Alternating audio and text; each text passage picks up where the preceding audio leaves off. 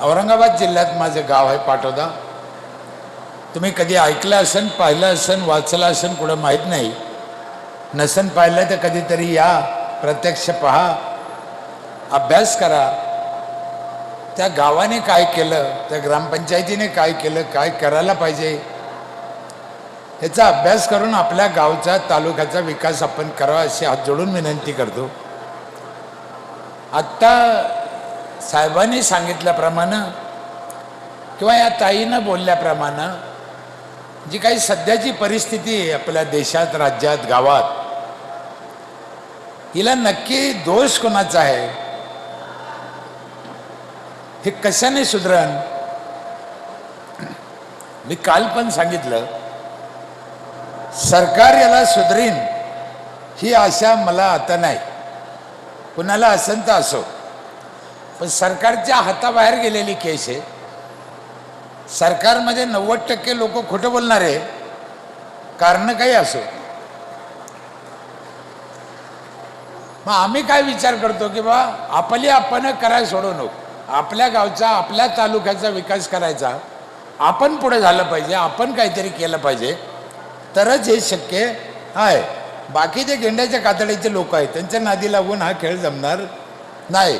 आणि हाच विचार घेऊन मोरे भाऊ पुढे येते, तालुक्यात फिरते, गावोगाव जाते, त्यांच्याच्यानं जेवढं शक्य होईल तेवढं काम करण्याचा ते प्रयत्न करते.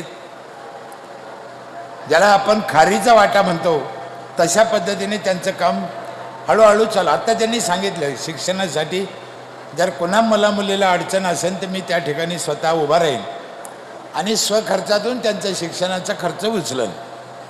ही अशा एक ना, हे जरी दिसायला गोष्टीत लहान असल्या, खरं तर हे काम शासनाचं आहे. पण शासनाला अशा कामात लक्ष द्यायला वेळ नाही. आरोग्य, शिक्षण या दोन गोष्टी समाजाला 100% फ्री पाहिजे, आरोग्य आणि शिक्षण.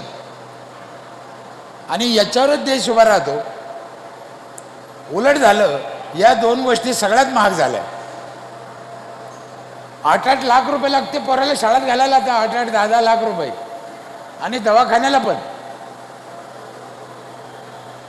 खरं म्हणजे ह्या दोन गोष्टीची माणसाला गरज आहे. अहो, त्याला तुम्ही जे 2 किलो 5 किलो गहू देता समजा, पण तो धडधाकट आहे, कमवून खाऊ शकतो, पण आजारी पडल्यावर काय करायचं त्याला,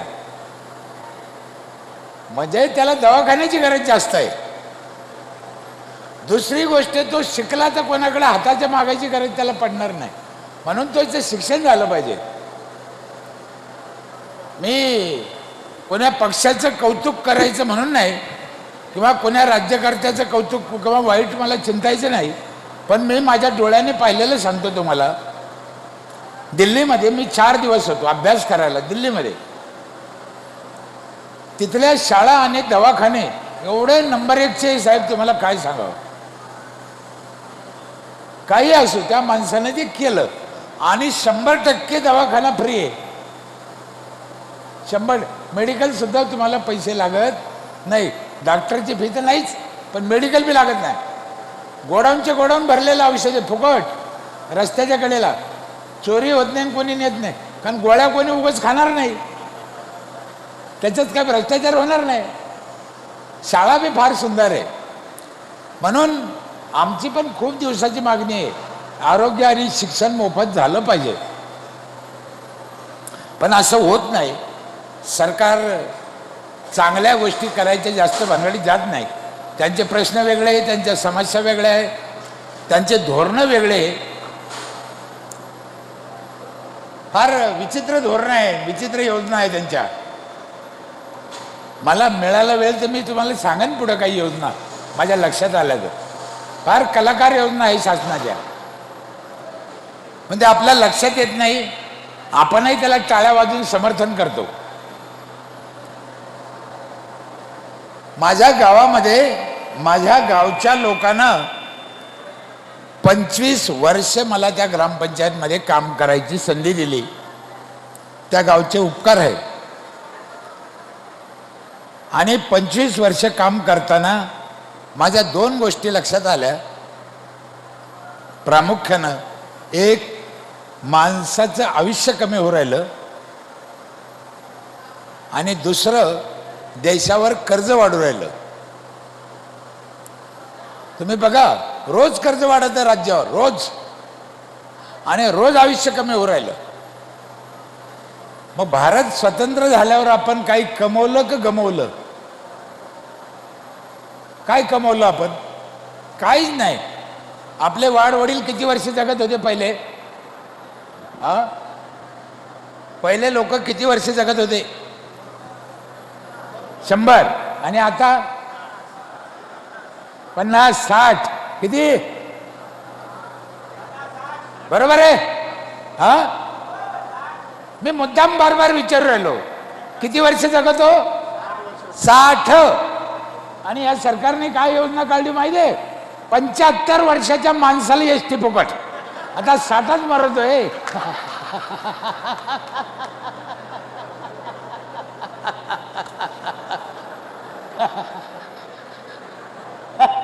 जर 60च मरत असेल तर एसटीत कोणाला फुकट न्यायचं? मग त्याच्या ऐवजी जर आमच्या शाळातल्या पोराला एसटी फुकट केली असती, त्यांचं काही बिघडलं असतं का? पण हे करणार नाही, असा यांचा स्वभाव आहे. विचित्र लोक आहे ते, विचित्र, फार बेकार आहे. मग आम्ही काय विचार केला की यांच्याशी डोकं लावल्यापेक्षा आपण आपलं काय चांगलं करता येतं का? आपल्या गावचं चांगलं करता येतं का? आपल्या मतदारसंघाचं चांगलं करता येतं का? हा विचार घेऊन आम्ही काम केलं. आम्ही आमच्या परीने सक्सेस झालो. आणि तुम्ही भाऊ तुमच्या पायावर उभा राहून, अशी आमची इच्छा आहे. काय केलं आम्ही? आमच्या ग्रामपंचायतीने काय केलं तुम्हाला सांगतो. माझ्या ग्रामपंचायतीची 4000 लोकसंख्या आहे, 800 घरं आहे, कुटुंब. एका घराकडून साधारण आम्ही 5000 रुपये टॅक्स घेतो. 5000 एका घराकडून. 40 लाख रुपये मला जमा, थोडं कमी करता का? 40 लाख रुपये मला जमा होते टॅक्स. 32 लाख रुपये माझा खर्च आहे वर्षाचा पंचायतचा. 8 लाख माझ्या पंचायतला नफा आहे. एक घर 5000 रुपये ग्रामपंचायतला वर्षाला देतं म्हणजे देतच. आणि आमच्या इथली पद्धत काय आहे? वर्षाच्या सुरुवातीला पैसे भरायचे, वर्ष संपल्यावर नाही. तुमच्याकडे पद्धत कशी आहे? वर्ष संपल्यावर भरायचे. भरायचे तर भरायचे, नाही तर नाही भरायचे. आमच्या इथं असं नाही, भरायचेच. आम्ही लोकाला वळण लावलं. ते लोकाला त्यांच्या पायावर उभा करायचा प्रयत्न केला. पण लोक 5000 का देते? आमच्या इथे काही ज्ञानेश्वर तुकाराम महाराजांच्या अवलदी जन्माला आल्या का? 5000 काऊन भरते? त्यांना सुविधा पण तशाच आहे. हे जे 32 लाख आम्ही गावासाठी खर्च करतो ना, हे कुठं खर्च करतो माहिती आहे? लोकांसाठी. काय खर्च केलं? माझ्या गावात 5 प्रकारचं पाणी आहे. पहिले 4 प्रकारचं होतं, यावर्षी आत्ता चालू केलं 5व्या प्रकारचं. पहिलं पाणी आहे धुण्या भांड्यासाठी, 24 तास नळ आहे, 1 मिनिट बंद नाही, 20 वर्ष झाले. दुसरा नळ आहे जायकवाडी धरणातून आणलेलं, ते 3ऱ्या मजल्यावर जातं पाणी. बाईनं खाली नाही यायचं, पाण्यानं वर जायचं, बगर मोटरचं. तिसरं पाणी आहे एका घराला 20 लिटरचा जार रोज. कोणत्याही पाण्याला पैसे लागत नाही. एकदा 5000 भरलं. जार केवढ्याला येतो? एक 20 म्हणजे महिन्याला 600, वर्षाला 7000. आम्ही घेतले किती? लक्षात येतं? आणि चौथं पाणी आहे माझ्या इथे, रोज सकाळी पहाटे 5 ते 8 अख्ख्या गावाला आंघोळीला गरम पाणी येतं नळाला. बाईनं चुलीवर तापायचं नाही. नवरा म्हणला मला आंघोळ करायची, तर बाई त्या नळाकडे बोट करते, तो नळन तू करशील तर कर, नाही तसाच मर. या वर्षी आम्ही 5वं पाणी चालू केलं. 5वं. हे शरद पवार साहेब, उद्धव ठाकरे साहेब, आमिर खान, अमिताभ बच्चन, शाहरुख खान पिते का? त्या क्वालिटीचं पाणी माझ्या गावातली शेतात रोजानं जाणारी बाई बगलात बाटली घेऊन जाते. ह्या वर्षी आम्ही चालू केलंय. जपानच्या मशनी आहे साहेब, जपानच्या मशनी आहे, तांब्याची फिल्टर आहे. नंबर 1चं पाणी. तुमच्या किल्ली कंपनीपेक्षाही माझ्या गावचं पाणी चांगलं आहे. आम्ही टेस्ट केला. काय पाहिजे? कारण कोणत्याही डॉक्टरला विचारा, सगळ्यात जास्त आजार कशाने होते तर पाण्यानं होते. म्हणून पाणी चांगलं पाहिजे. मग त्यासाठी 5-6 गोष्टी ज्या करायच्या, त्यातलं पहिलं काम आहे पाणी. चांगलं पाणी प्या. दुसरं काम आहे झाडं भरपूर लावा, फळाचे लावा. तिसरं काम आहे गावात स्वच्छता ठेवा. चौथं काम आहे मुलांचं शिक्षण चांगलं करा, त्यांना संस्कार द्या. 5वं काम आहे बाहेरचं खायचं नाही, शक्यतो गावातलं आणि घरचं खायचं. 6वं काम आहे म्हाताऱ्या लोकाला जीव लावायचा. गावातले वयस्कर लोक असते ना पुढे, यांना जीव लावायचा, त्यांचा काय असलं नसलं द्यायचं, मदत करायची. कोण्या जातीचा असो, कोणाचा म्हातारा असो, त्याला मदत केली पाहिजे, त्याला जीव लावला पाहिजे. मी आज सकाळी पण साहेबाला तुम्हाला सांगितलं, तुम्हालाही सांगतो की गावाच्या ठिकाणी असलेले जे काही म्हातारे लोक आहे यांचा सर्वे करून त्यांना मदत केली पाहिजे. आणि त्यांना मदत म्हणजे पैसा नाही लागत, त्यांना फक्त जेवण. असं अन्नदान जर चालू झालं त्या म्हाताऱ्यांचं आयुष्य वाढतं, त्यांचा आशीर्वाद. माझ्याकडे 5 वर्ष झाले 40 म्हाताऱ्याला रोज जेवण आहे माझ्या इथे, रोज 40 म्हाताऱ्याला. मस्त राहते म्हातारे, लय खुश. त्यांचे गाल वर आले असे, माझ्यापेक्षा चांगले दिसते.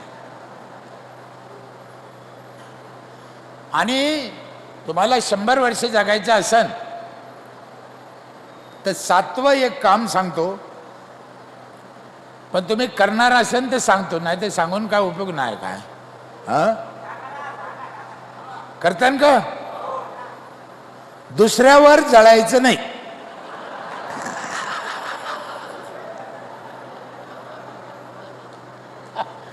जर 100 वर्ष जगायचं असेल तर दुसऱ्यावर जळायचं. तुम्ही मोठं व्हा, कितीही मोठं व्हा, पण दुसऱ्याला लहान करायचं नाही, दुसऱ्याला त्रास द्यायचा नाही. परमात्म्याची सेवा करा. परात्मा, दुसऱ्याचा आत्मा. परमात्मा म्हणजे शेंदूर लावलेला दगड नाही, परात्मा म्हणजे दुसऱ्याचा आत्मा. त्याची सेवा करा, त्याला भजा. एकमेकाला काम या. जे का रंजले गांजले त्याशी म्हणे आपुले, एकमेका साह्य करू अवघे धरू सुप. जे तुम्ही करता हेच संतांनी सांगितलेलं आहे. संतांनी तरी काय वेगळं सांगितलं? हेच सांगितलं. गोर गरीब दीन दयाळ ह्या लोकाला, आडी अडचणीतल्या लोकाला कामं येणं हाच खरा परमार्थ आहे. पण हे सहजासहजी कोणाकडून घडत नाही. यासाठी आई वडिलाचं रक्त पण चांगलं लागतं. अशाच लोकांकडून हे घडतं, कोणाकडून हे घडत नाही. म्हणून माझी कारंजा तालुक्यातील नागरिकांना विनंती आहे, नीट अभ्यास करा. जगायचं कसं, राहायचं कसं, करायचं काय, कोणाबरोबर राहायचं, कोणाबरोबर नाही राहायचं, काय खायचं काय नाही खायचं याचा विचार केला पाहिजे. आपण जगतो म्हणून जगतो, खातो म्हणून खातो, राहतो म्हणून राहतो. दुसऱ्याने केलं म्हणून आपण करतो, हे बरोबर नाही. आपल्यासाठी काय योग्य आहे ते आपण पाहिलं पाहिजे. जिकडे थंडीचे दिवस आहे म्हणून ते लोक कोट घालते. आता आपल्याकडे मरणाची गरमी असल्यावर कोट घालण्याला चालेल का? नाही चालायचं ना. म्हणून दुसऱ्याने केलं ते आपण करू नये. आपल्यासाठी काय चांगलं आहे, आपल्या भागासाठी काय चांगलं आहे ते आपण केलं पाहिजे. चांगलं पाणी प्या. दुसरं झाडं फळाचे लावा, फळाचे झाडं लावा, झाडं भरपूर लावा. इथे सरपंच सदस्य पुढारी अनेक क्षेत्रातले लोक आहे आणि ग्रामपंचायतीनेच करा असं नाही, त्यांनी ते करा, पण कुणी पण करा. झाडाशिवाय पाऊस पडू शकत नाही. आपल्याला काही सांगायचे कीर्तन प्रवचनात, भजन करा म्हणे पाऊस पडन, 100% खोटं आहे. भजनाने पाऊस पडत नाही, झाडं लावल्यावरच पाऊस पडतो. झाडं हे पावसाचं ATM आहे. भजन केल्यानं पाऊस पडला असता तर अमेरिकेला पाकिस्तानला कधीच पडला नसता. तिकडे कसं काय पडतं पाऊस? ते भजन करते का? नाही. झाडं आहे. अमेरिकेत भजन करते का? अमेरिकेत सप्ताह आहे का? नाही. तुम्ही सप्ताह करा, भजन करा, तुमचा देवधर्म करा, तो वेगळा. पण सप्ताह केला म्हणून पाऊस पडेल असं होणार नाही. त्यातले त्यात झाडं फळाचे लावा. फळाचे लोक काय करते, फळाचे झाडं लावतीच नाही. गुलमोहर लावते, अशोका लावते, बदाम लावते, पाम लावते, पण फळाचे लावत नाही. सीताफळ, पेरू रस्त्याला दिसते का तुम्हाला? नाही. त्यांचं काय म्हणणं आहे, रस्त्याला जर फळाचे झाडं लावले तर पोरं ठेवायचे नाही, तोडून खाते फळं. कळलं का नाही? पेरू लावला रस्त्याला तर पोरं पेरू तोडून खातेन, सीताफळ तोडून खातेन, जांभळं तोडून खातेन. पोरं खातेन म्हणून लाईत नाही. एवढा हलकट झाला माणूस. मी एका गावात बोललो होतो, इतका जर तुम्हाला लहान लेकराचा राग आहे मग त्या भानगडीतच कशाला गेले? काही गरज पडली होती त्याच्या वाचून? रामदेव बाबाच्या आश्रमात राहा ना. कशाला पोरं लग्न? खाते ते खाऊ द्या ना. माझ्या इथे यावर्षी साहेब 1.5 लाख नारळ निघाले. किती? 1.5 लाख रस्त्याला. ग्रामपंचायतनं लावलेल्या नारळाला 1.5 लाख नारळ निघाले आणि दरवर्षी ते वाढत चालले. झाडं बी वाढते, संख्या बी वाढते. आणि आम्ही विकत नाही, पोरं फोडून खाते. गावातले पोरं 1.5 लाख. कशाला म्हणते? माझ्या स्मशानभूमीत कमीत कमी 100 क्विंटल जांभळं निघते दरवर्षी. तुम्हाला जांभूळ तरी खायला भेटलं घ्या वर्षी? नाही. हे होऊ शकतंय, काही अवघड नाही. यासाठी सरपंच, चेअरमन, पोलीस पाटील, सामाजिक संघटना या सगळ्यांनी पुढाकार घेतला तर अवघड काही नाही. विशेष करून ग्रामपंचायतने पुढाकार घ्यायचा. म्हणून आज सदस्य सरपंचाला जास्त करून बोलवण्यात आलं. आमचा हेतूच तो आहे की गावोगाव हा संदेश गेला पाहिजे.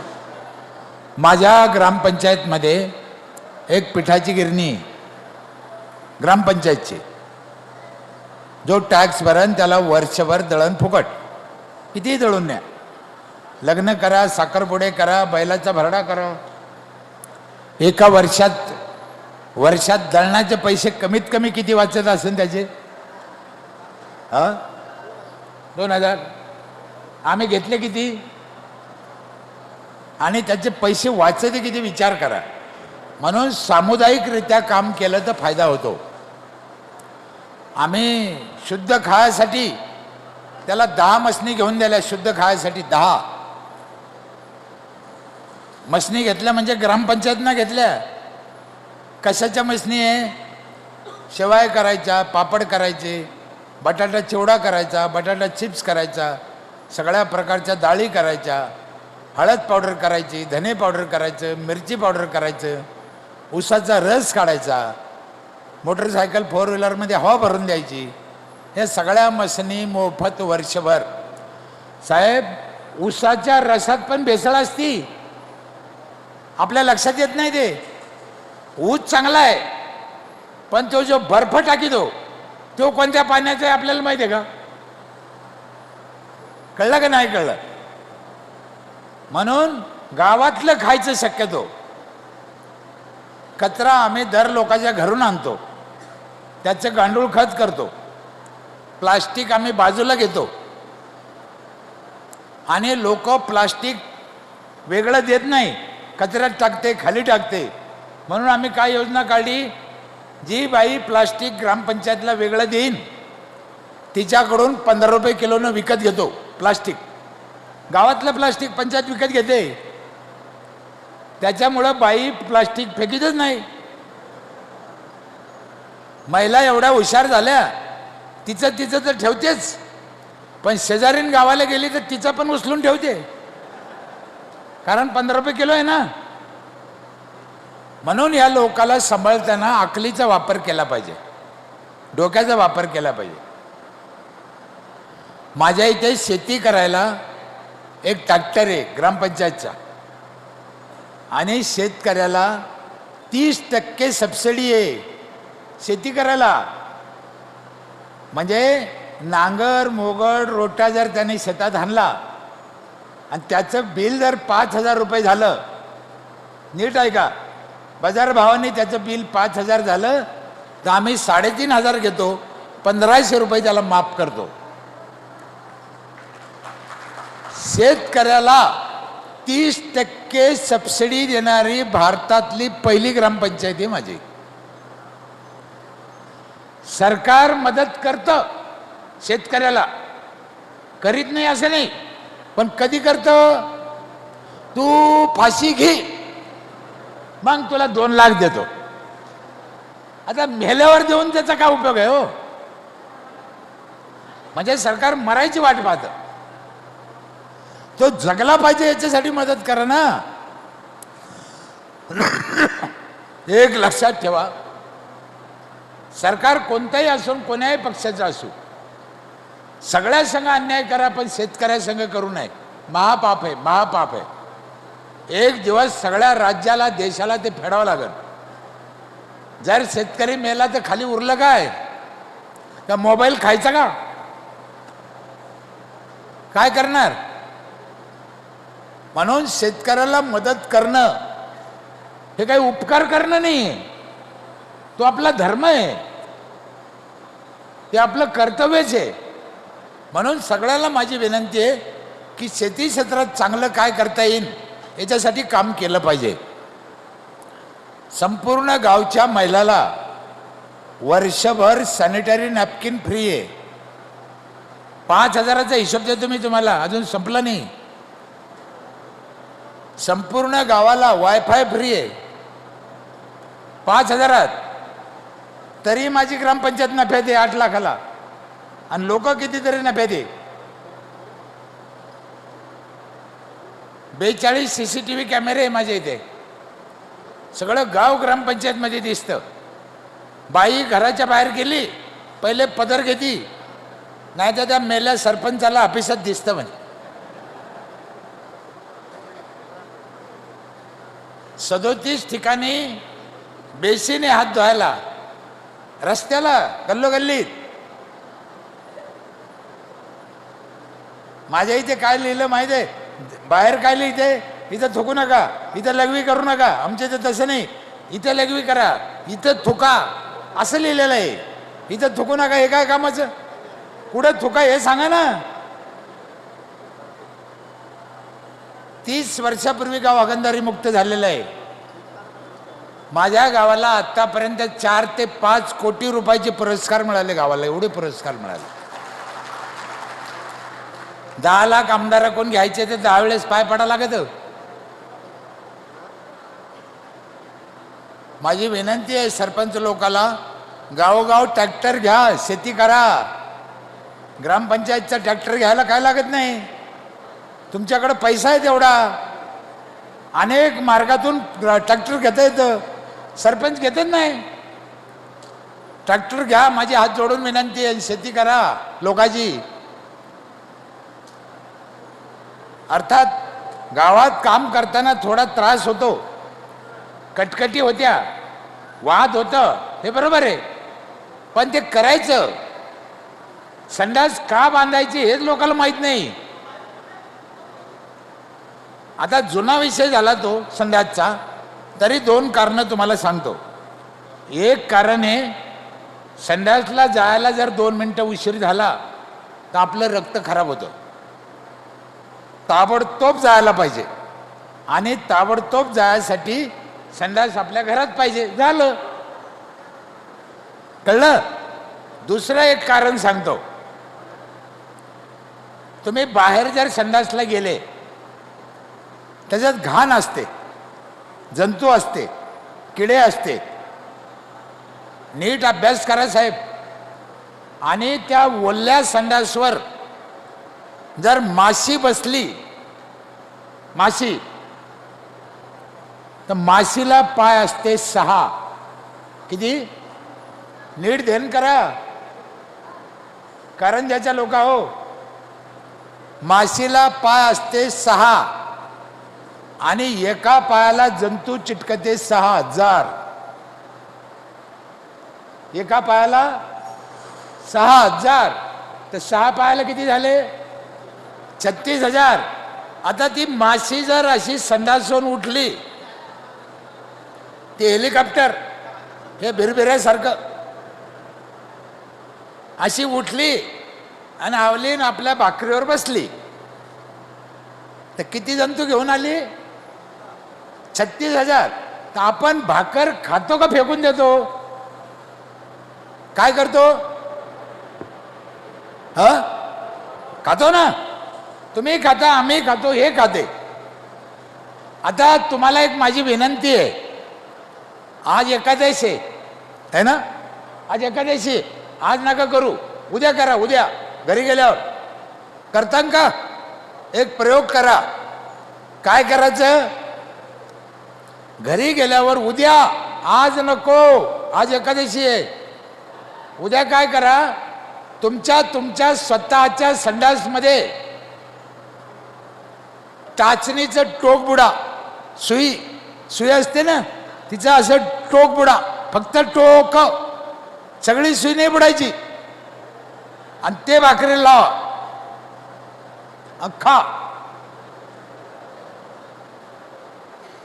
कोणी खाईन का? नाही खाणार. म्हणून म्हणलो आज नको, उद्या करा. बरोबर आहे, तुम्ही खाणार नाही, मी खाणार नाही, हे खाणार नाही. पण मला कारंजाच्या लोकांनो हात जोडून विनंती आहे, खरं खरं सांगा. खरं, सुईच्या टोकानं लावलं ते जास्त असन का 6 पायानं आणलं ते जास्त असन? 6 पायानं आणलं ते जास्त असन. मग जास्त खायचं आणि कमी नाही खायचं. इथे एक घोटाळा झाला, तुमच्या लक्षात आला का नाही आला मला माहित नाही. तुमची माफी मागून सांगतो, लय महा घोटाळा झाला साहेब. सुईच्या टोकानं लावलं ते तुमचंच होतं, ते तुम्ही खात नाही.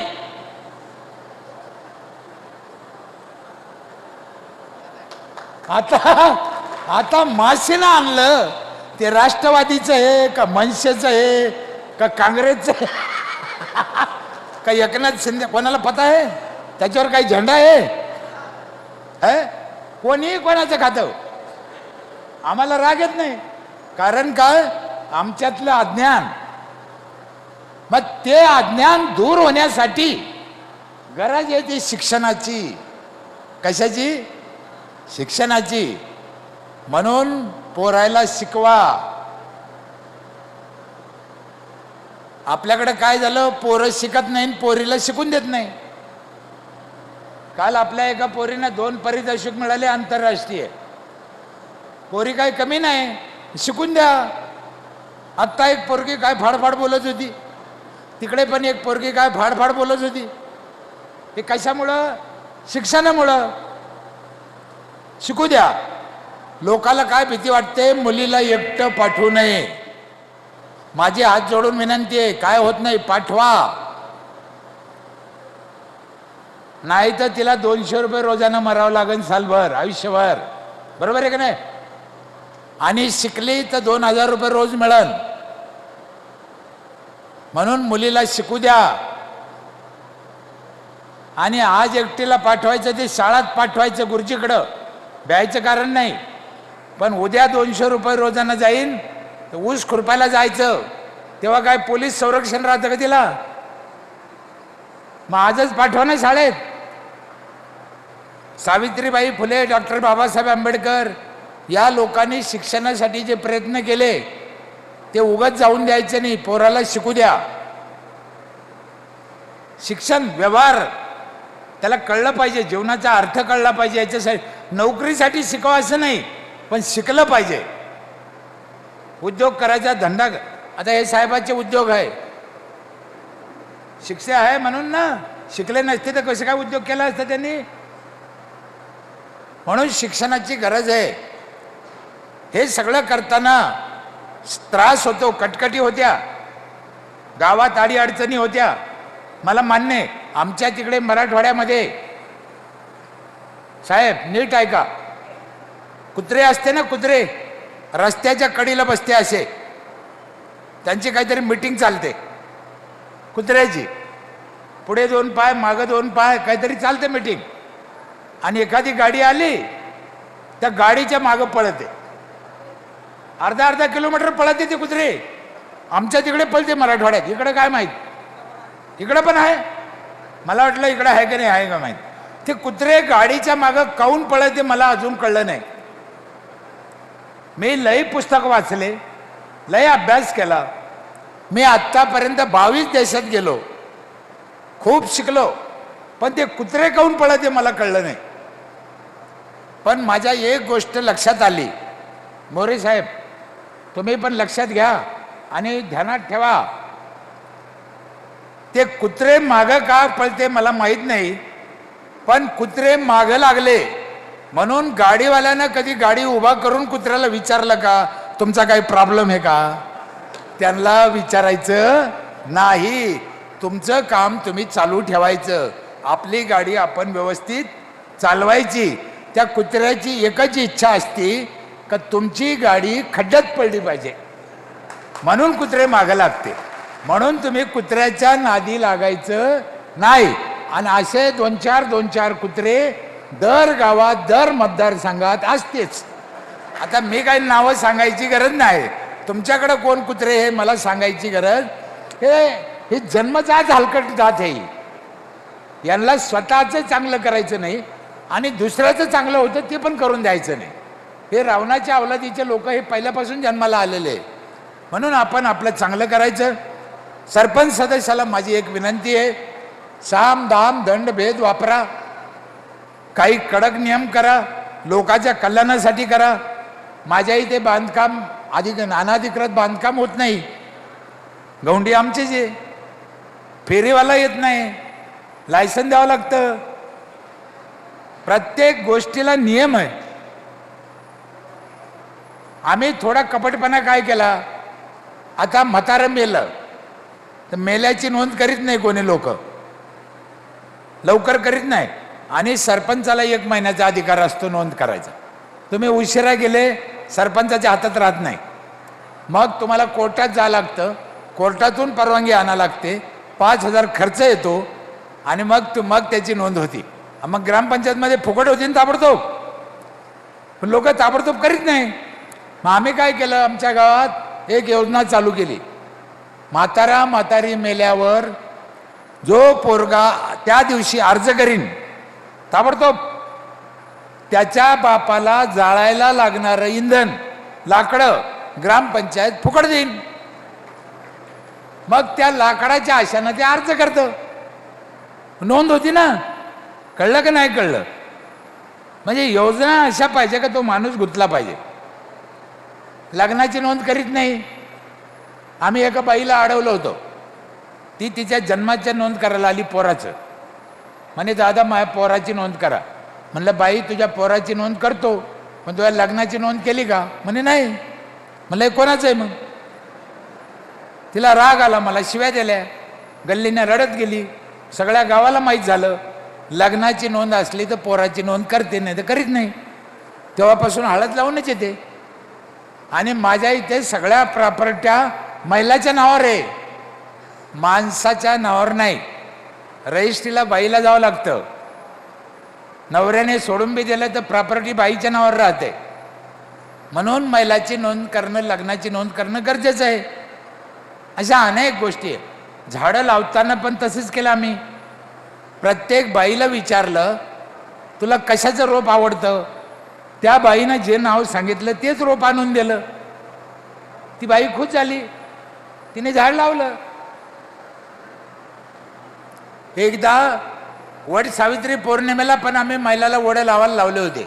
इथं काही महिला आहे, वड सावित्री पौर्णिमा असते ना, ग्रामसेवकाला सांगून वडाचे रोपं आणले. ग्रामसेवक म्हणे महिला वडं लावणार नाही. कुठं लावीन, लय जागा लागते. म्हणलं आपल्याला वाटून द्यायचं, कुठं लावू. 70-80 रोपं भेटले. माझ्या इथे लाऊडस्पीकर आहे असा. महिलाला माझी विनंती, हात जोडून नीट ऐका. त्या लाऊडस्पीकरमध्ये जर दौंडी दिली, संपूर्ण गावाला ऐकू जातं. 18 लाऊडस्पीकर आहे, 18. प्रत्येक गल्लीत लाऊडस्पीकर आहे. मग ते रोपं आणले, दौंडी दिली. दुसऱ्या दिवशी वट सावित्री पौर्णिमा होती. काय दौंडी दिली, महिलाला विनंती केली, उद्या वट सावित्री पौर्णिमा आहे, वडाची पूजा करणं लई पवित्र काम आहे, पुण्याचं काम आहे. त्या सावित्रीनं सत्यवानाला वडाच्या झाडाखाली आणल्यावर त्याला ऑक्सिजन मिळाला होता, म्हणून तो जिवंत झाला. ती काही जादू नाही. वडाचं झाड लय ऑक्सिजन देतं, म्हणून वड लावा. उद्या वड सावित्री पौर्णिमा आहे, दौंडीत सांगितलं. नीट ऐका. सगळ्या महिलाला विनंती आहे की आपला वड घेऊन जा, तुम्ही लावा. आपल्या वडाची पूजा आपण करा. वडाची पूजा करणं लय पुण्याचं काम आहे. वडाची पूजा करणं लय पुण्याचं काम आहे. पण आपले वड आपण पूजा, दुसऱ्याचे वड पूजू नका, अशी दौंडी दिली. जे महिला पळत आल्या, आम्हाला वड द्या, आम्हाला वड द्या, सगळे वड घेऊन गेले पळत. लावले वड महिलांनी, वड पुरले नाही. आणि इथं बसलेल्या महिलाला माझी विनंती आहे, तुम्ही पण वड लावा. तुमच्या डोक्याला ताण वाटत असन, वडाला लई जागा लागती, खोटं आहे. वड कुंडीत लावा. कशात? तुळस लावतो ना आपण, तुळस तसं कुंडीत लावा. घरापुढं शेतात जर वड लावला तर 1 कोटी लिटर पाणी त्याच्या खाली तुंबतं. एवढी ताकद आहे त्याच्यात. 24 तास ऑक्सिजन देतं. आणि दरवाजा पुढे जर वड लावला, तुम्हाला कळतं का बघा महिला मंडळ, दरवाजा पुढे जर कुंडीत वड लावला त्याचा लय फायदा आहे. काय फायदा आहे सांगू? कुंडीत वड लावल्याचा काय फायदा आहे दरवाजा पुढे सांगू का? आपला वड आपल्या डोळ्यापुढे राहतो.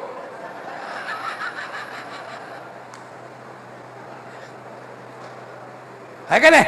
चांगली गोष्ट आहे ना. म्हणून महिलाला माझी विनंती आहे की तुम्ही पण कुंडीत वड लावा. 24 तास ऑक्सिजन देतो ना. अशा एक ना अनेक गोष्टी. आमच्या इथे म्हातारं जर ग्रामपंचायतमध्ये आलं तर चिडचिड करायचं, माझा कागद लवकर द्या, सरपंच कुठं गेला, मेला का, मला उशीर झाला, मला भूक लागली, लवकर कागद द्या. म्हणलं म्हातारे लई चिडचिड करते, काय करावं. मग आम्ही 3 मसनी आणल्या, ग्रामपंचायतमध्ये ठेवल्या. त्या मसनी कशाचे? म्हातारा आलं का खुर्चीवर बसायचं आणि त्याचे पाय घालून द्यायचे त्याच्यात. त्या मसनी म्हाताऱ्याचे पाय दाबी द्या खालून, मसाज करत्या. म्हातारा उठतच नाही ना. चट येईन सरपंच आपलाच आहे, कुठं पळून चालला, पाय दाबायला भेटते ना. आणि मसनी कोणाच्या पैशाने आणल्या? त्यांच्याच पैशाने आणल्या. माझ्या गावात ग्रामपंचायतमध्ये मी सांगितलं 38 म्हाताऱ्याला जेवण आहे. एक ना अनेक गोष्टी आहे, हे होऊ शकतं. म्हणून गावोगाव सुधारले पाहिजे, यासाठी या मेळाव्याचं आयोजन आहे. मोरे भाऊ, तुम्ही या तालुक्यामध्ये या मेळाव्याचं आयोजन केलं. सरपंच, पोलीस पाटील, सदस्य, अंगणवाडी ताई, सामाजिक कार्यकर्ते यांच्यापर्यंत चांगला संदेश देण्याचा हा प्रयत्न केला. मी तुम्हाला मनापासून धन्यवाद देतो. आणि तुमच्या संस्थेमार्फत बी, तुमच्या ग्रुपमार्फत मी ऐकतोय कालपासून, वेगवेगळ्या क्षेत्रात तुम्ही काम केलं. शैक्षणिक क्षेत्र असन, शेतीचं असन, मुलामुलींसाठी असन, वृद्धांसाठी असन, आरोग्यासाठी असन, स्वतःच्या खर्चानं प्रत्येक गावात कुठं ना कुठं आरोग्य शिबिर असन, ग्रामपंचायतीला बोर घेऊन देणं असन, किंवा ॲम्ब्युलन्स घेऊन देणं असेल, या गोष्टी तुम्ही केल्या, याचा अर्थ कुठं ना कुठं तुमच्या आईवडिलाचं रक्त शुद्ध आहे, म्हणून तुम्हाला चांगले विचार सुचते आणि तुमच्या हातून हे चांगलं गोरगरिबांची सेवा घडते. ती अशीच घडत राहो ही मी परमेश्वर चरणी प्रार्थना करतो. भविष्यात मी तुमच्या हातून या तालुक्यासाठी गोरगरिबासाठी अशा योजना चालू राहत्या. माणूस कोणताही असो, काही असो, पण समाजाची सेवा केलेलं पुण्य हे कधी वायाला जात नाही. हे एक भांडं भरल्यासारखं दगिना आहे. म्हणून तुम्ही करत राहा. शुद्ध बीजापोटी फळे रसाळ गोमटी, जे म्हणते ते खोटे नाही. आणि माझी तुम्हाला पण एक सांगणं आहे, शुद्ध बीजापोटी फळे रसाळ गोमटी हा जसा तुकाराम महाराजांचा अभंग आहे. म्हणजे जसं तुम्ही बी पेरन तसे पुढं त्याला फळं येते. तर हा अभंग नुसता म्हणण्यापुरता न वापरता, माझ्या झी टाकीवर कीर्तन झाले बा, तुम्ही ऐकले की नाही माहीत नाही, झी टाकीवर कीर्तन केलेलं आहे मी, जरी सरपंच असलो तर. आणि त्या कीर्तनात मी सांगितलं होतं, मतदान हे पण एक बीज आहे. कारंजाच्या लोकांहो नीट ऐका, मतदान हे पण एक बीज आहे. तुम्ही ज्या पद्धतीने ते बी पेरतान त्याच पद्धतीने त्याला पुढं फळं लागते. म्हणून चांगलं बी पेरायचं का कोणतं बी पेरायचं हे आपापल्या हातामध्ये आहे. कारंजाच्या लोकांना माझी विनंती आहे, सारासार विचार करून गावामध्ये असो तालुक्यामध्ये असो, आता कोण सरपंच करायचा आपल्या गावातलं आपल्याला माहीत असतं ना. मग तुम्ही जर 2000 रुपये घेऊन मतदान केलं तर त्याला चांगले फळं येते का? नाही येणार. म्हणून निरपेक्ष भावनेने, चांगल्या भावनेने, जातीपातीच्या पलीकडे जाऊन विकास हा डोळ्यापुढे ज्याचा आहे अशा माणसाला जर तुम्ही पुढे केलं तर गावाला